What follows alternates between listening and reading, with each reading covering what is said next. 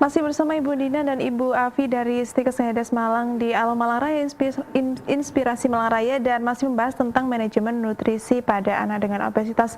Tadi sudah dijelaskan seputar obesitas itu seperti apa dan juga nutrisi-nutrisi yang baik untuk anak Anda agar tidak terkena obesitas ini seperti apa. Nah, tadi yang belum dijelaskan adalah mungkin tanda dan gejala terkena obesitas. Nah, mungkin bisa dijelaskan nih seperti apa sih tanda dan gejala ketika anak sudah mulai terkena obesitas sendiri. Oke. Mungkin kita sebagai orang tua yang awam akan kesehatan, yang gampang diketahui adalah dari perubahan fisiknya yang mungkin tidak sama dengan anak-anak seusianya. Misalnya udah mulai kelihatan dagunya double chin ya, jadi dagunya mulai tampak double gitu ya. Hati-hati kalau kita udah dagunya double mesti waspada gitu ya. Kemudian lehernya pendek. Kemudian kalau laki-laki dia memiliki payudara. Kemudian kalau laki-laki dia, mohon maaf, alat kemaluannya itu cenderung tertutup oleh lemak sehingga tampak kecil. Itu yang mungkin di anak-anak biasanya kan kelihatan. Kemudian paha itu cenderung dia berbentuk X karena menyatu antara paha satu sama paha keduanya itu dia menyatu. Kemudian berjalannya sudah mulai ngos-ngosan, kemudian gaya berjalannya juga udah berbeda, tidak bisa cekatan seperti anak yang sebayanya. Kemudian ketika tidur pun dia khas, jadi tidurnya dalam posisi dia miring, mau dia telentang itu dia kesulitan tidurnya, mengorok. Jadi mengorok halus kayak gitu, mengorok istilahnya ada ronki kecil gitu ya, karena dia terjadi penyempitan tadi udah dijelasin ya. Jadi dia mulai mengorok, kemudian pindah posisi sana sini gitu ya, nggak nyaman ketika tidur kayak gitu. Itu tanda gejalanya. Kalau dari segi berat badan, otomatis ketika ditimbang dia melebihi seperti yang udah dijelasin tadi.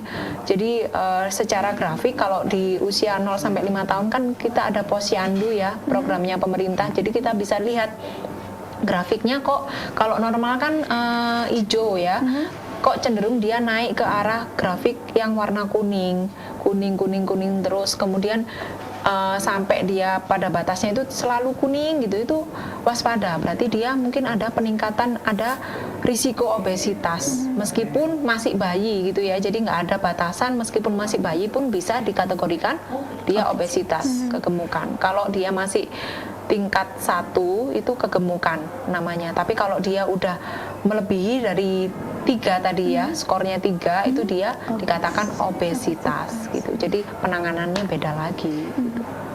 Oke, terakhir nih untuk Ibu Afi, mungkin pesannya untuk para ibu-ibu di rumah agar menghilangkan statement bahwa anak gemuk itu sehat, seperti semakin gemuk bayi akan semakin sehat seperti itu. Iya, baik. Jadi maksudnya itu sehat itu yang lebih baik ya. Jadi ketika anak itu gemuk, maka kita perlu waspada. Jadi ini terutama untuk ibu ya, untuk kita sendiri. Ketika ASI kita cukup, ketika ASI kita memadahi untuk si kecil, maka kita tidak perlu tambahan susu formula. Kemudian ketika si baby masih belum atau kurang dari 6 bulan, sebaiknya tidak diberi makanan pendamping ASI gitu. Jadi resiko kegemukan itu sebenarnya dia memberikan makanan pendamping ASI lebih dini. Jadi sebelum 6 bulan, masih 3 bulan sudah dikasih makanan pendamping, padahal dia harusnya cukup ASI, dia sudah kenyang seperti itu. Jadi tidak perlu tambahan apa-apa lagi. Kemudian terkait makanan ya yang disebutkan Bu Dina tadi, ada 4 bintang. Jadi tidak melulu dengan ketika dia tidak mau makan kemudian digantikan dengan susu formula. Nah, sebaiknya di susu formula kan sudah ada kemasan, sebaiknya digunakan dalam sehari misalnya 4 gelas. Nah, jadi ibu ketika anaknya nggak suka makan, jadi nggak boleh nih ditambahin pakai susu, maka menu tadi perlu disiasati seperti itu. Yang biasanya nggak suka sayur, boleh tadi dibikin nugget gitu. Kemudian kalau dia aktivitasnya banyak nonton TV, maka kita modifikasi aktivitas, kita ajak jalan, ajak renang, ajak bersepeda seperti itu. Itu lebih ke pencegahan. Oke, untuk Ibu Dina ada tambahan? Mungkin yang orang tua mungkin baru sadar itu ketika anaknya menginjak sekolah, kok anak saya lebih gendut ya daripada anak-anak seusianya, kemudian kok dia terlambat mengerjakan sesuatu, dia lebih nggak aktif, mungkin gampang capek ketika berolahraga. Mungkin ibu akan lebih sadar ketika anaknya sudah masuk ke usia sekolah. Jadi pentingnya peran dari guru di sekolah. Mungkin yang guru tidak mungkin tidak terlalu mewaspadai ketika ada anak-anaknya yang cenderung gemuk, obesitas. Mungkin peran guru adalah ketika ditemukan, kan di sekolah juga ada pemantauan rutin berat badan dan tinggi badan, selain untuk mencapai program pemerintah selain posyandu. Kalau posyandu kan 0 sampai 5 tahun. Kalau udah di usia sekolah kan di sekolah juga ada program seperti itu.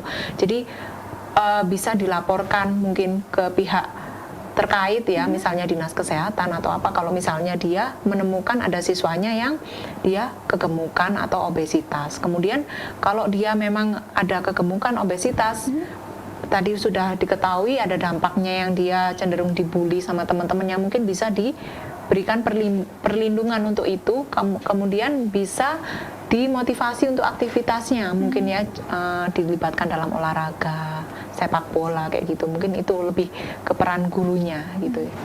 Mungkin itu aja. Oke, berarti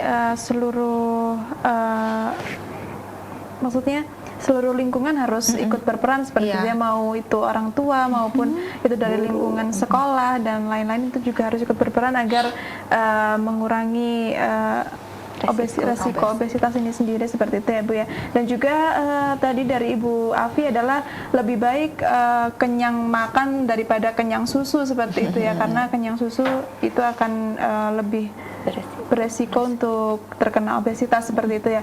Dan ini terima kasih untuk Ibu Dina dan Ibu Afi dari STI Kesehatan Malang sudah menyempatkan waktunya ini untuk berbagi seputar manajemen nutrisi pada anak dengan obesitas. Dan selain ini akan ada lagi informasi menarik seputar Malang Raya. Nah, seperti apa? Tetap di I Love Malang Raya, Inspirasi Malang Raya.